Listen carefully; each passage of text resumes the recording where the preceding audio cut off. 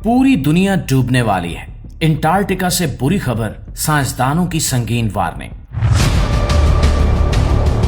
नाज़रीन ग्रामी, अंटार्कटिका में बर्फ तेजी से पिघल रही है और साइंसदानों ने बड़ी वार्निंग जारी कर दी है।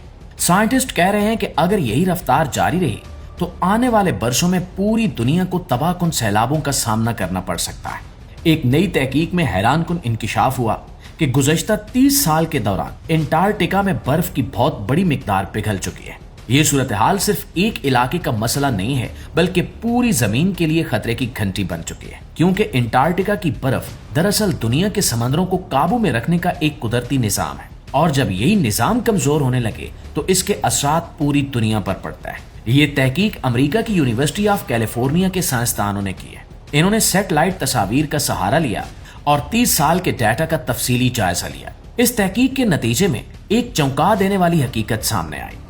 साइंसदानों के मुताबिक सन 1996 से लेकर आज तक अंटार्कटिका में तकरीबन 5000 मुरब्बा मील बर्फानी परत पिघल चुकी है। अगर इस रकबे का अंदाजा लगाया जाए तो ये कई बड़े शहरों के बराबर बनता है। यानी जमीन के सबसे सर्द और महफूज समझे जाने वाले बरआज़म में बर्फ का ये तेजी से खत्म होना एक खतरनाक अलामत बन चुका है। माहिरीन ने इस तहकीक में एक खास जगह पर तवज्जो दी, जिसे ग्राउंडिंग लाइन कहा जाता है। ये वो मकाम है जहां बर्फ जमीन से अलग होकर समंदर के ऊपर तैरना शुरू कर देती है। ये जगह बहुत अहम होती है, क्योंकि इसी के जरिए ये अंदाजा लगाया जाता है कि बर्फानी शीट कितनी मजबूत है या कितनी कमजोर हो चुकी है। अगर ग्राउंडिंग लाइन पीछे हटने लगे तो इसका मतलब होता है कि बर्फानी चट्टानें टूट रही हैं और समंदर में शामिल हो रही हैं।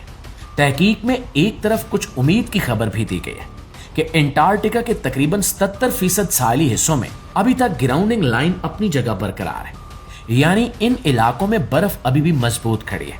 लेकिन दूसरी तरफ कई ऐसे इलाके भी हैं जहां सूरत हाल तेजी से खराब हो रही है। कमजोर इलाकों में हर साल तकरीबन 170 मुरब्बा मील बर्फ खत्म हो रही है। ये रफ्तार अगर इसी तरह जारी रही तो आने वाले वक्त में इसके असरात पूरी दुनिया को हिलाकर रख देंगे। प्यारे साथियों, अंटार्कटिका में बर्फ पिघलने की एक बड़ी वजह गर्म समुद्री पानी है। जब तेज हवाएं समंदर के गर्म पानी को ग्लेशियर्स तक पहुंचाती हैं, तो वो पानी बर्फ के नीचे दाखिल होकर उसे अंदर से पिघलाना शुरू कर देता है। यानी बर्फ ऊपर से नहीं बल्कि नीचे से भी कमजोर हो रही है। यही वजह है कि कई बड़े ग्लेशियर्स अब पहले के मुकाबले में ज्यादा तेजी से टूट रहे हैं। नाज़रीन, साइंसदानों ने खास तौर पर मगरबी अंटार्कटिका के बारे में तशवीश जाहिर की है।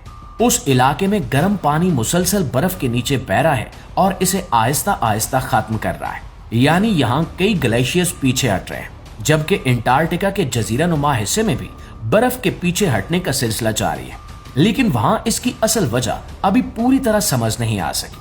माहिरीन कहते हैं कि अगर ये सूरत हाल जारी रही तो इसके असरात सबसे पहले समंदरों की सतह में इजाफे की सूरत में सामने आएंगे।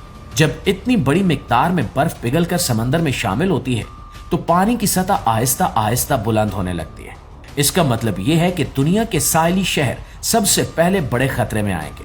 कई बड़े शहर जो समंदर के करीब आबाद हैं, वो शदीद सैलाब की लपेट में आ सकते हैं। अंटार्कटिका में मौजूद एक खास ग्लेशियर इस वक्त दुनिया भर के साइंसदानों की तवज्जो का मरकज बना हुआ है।